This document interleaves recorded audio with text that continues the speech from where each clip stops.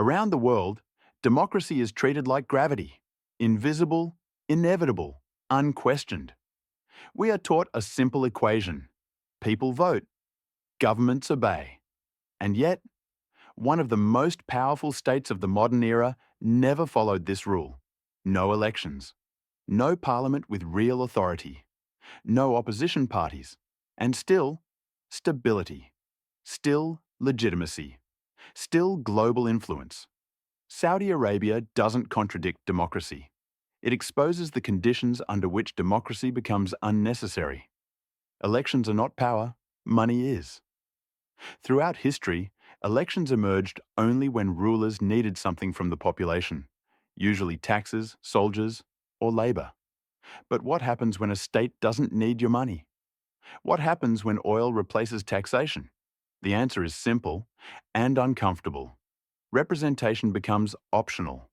This documentary asks one question. Why demand elections from a government that never needs your vote to survive? To understand Saudi Arabia, we must abandon moral judgments and follow incentives. Because political systems don't run on ideals. They run on revenue. Before oil, Arabia had no concept of democracy. Not because it rejected freedom, but because survival came first. Authority flowed through tribes, religion, and protection. Loyalty was currency. Whoever could protect trade routes, secure water, and enforce order ruled. This was not a failure of political development. It was political realism. The Saudi state was not built on ballots. It was built on an alliance. One family provided military power. The other provided religious legitimacy.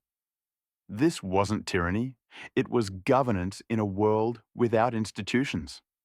Saudi Arabia did not emerge from a vote. It emerged from conquest, negotiation, and recognition. No referendum. No constitution written by citizens. And none were required. Oil didn't just make Saudi Arabia rich, it rewired the state. For the first time, power no longer depended on the population.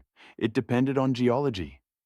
Aramco was not just a company, it was the bloodstream of the state. With oil revenue flowing directly into government hands, the traditional social contract collapsed. Taxes disappeared. Accountability followed. A rentier state doesn't rule through consent. It rules through distribution. Citizens don't fund the state. The state funds the citizens. And when the flow is steady, dissent dries up. Why protest when rent is subsidized? Why vote when survival is guaranteed? Elections solve scarcity.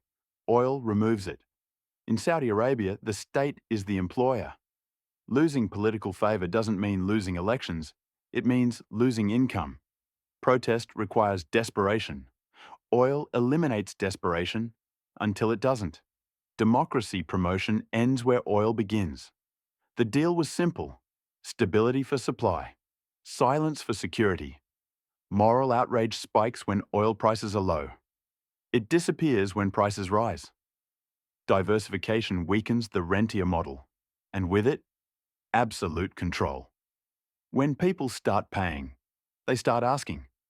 Oil didn't kill democracy, it postponed it. And when the oil runs out, the question returns. When people ask why Saudi Arabia does not hold national elections, the question itself reveals a deeper assumption. That elections are a natural endpoint of political development. History suggests otherwise. Elections do not emerge simply because societies modernize, grow wealthier, or connect to the global economy. They emerge when power needs consent. Saudi Arabia is a case study in what happens when power does not. At the center of the Saudi system is a structural reality few political debates fully confront. The Saudi state does not rely on its citizens for revenue in the way most governments do. This fact shapes everything else. In countries where the state depends on taxes collected from millions of individuals, political bargaining becomes unavoidable. Taxpayers demand oversight. Oversight becomes representation. Representation eventually becomes elections. This pattern repeated itself across Europe, North America, and parts of Asia. Saudi Arabia broke this pattern not through repression, but through geology. Oil allowed the Saudi state to finance itself independently of society. Revenue flows upward from global energy markets, not inward from domestic labour. As a result, the classic pressure point that forces rulers to negotiate with populations never fully materialised. The government does not need to persuade citizens to fund it. Instead, it uses external income to fund citizens. This inversion is critical. In democratic systems, citizens are shareholders of the state. In Saudi Arabia, the state functions more like a sovereign investor distributing dividends. Political authority is justified not by electoral mandates, but by delivery, stability, services, and security. This delivery-based legitimacy has practical consequences. Public sector employment absorbs a significant portion of the citizen workforce. Wages, benefits, and job security are tied directly to state institutions. Education and healthcare are heavily subsidized. Fuel, electricity, and water prices are managed to reduce economic pressure. These policies are not merely social welfare, they are political infrastructure. They reduce uncertainty, lower dissatisfaction, and raise the cost of political confrontation. In such an environment, elections do not appear as tools of empowerment. They appear as sources of risk. Electoral competition introduces unpredictability, factionalism, and redistribution of power. For a system built on centralized planning and controlled distribution, elections are not neutral mechanisms. They are destabilizing variables. This does not mean Saudi governance is static or disconnected from public opinion. Feedback exists, but it flows through non-electoral channels, royal councils, tribal mediation, religious institutions, and administrative bureaucracy. Influence is personal, negotiated, and indirect rather than procedural. Power listens, but it does not campaign. Another often ignored factor is time horizon. Electoral democracies operate on short cycles. Leaders think in terms of 4 or 5 years. Saudi governance operates on generational timelines. Decisions about infrastructure, urban planning, and energy strategy are made decades ahead.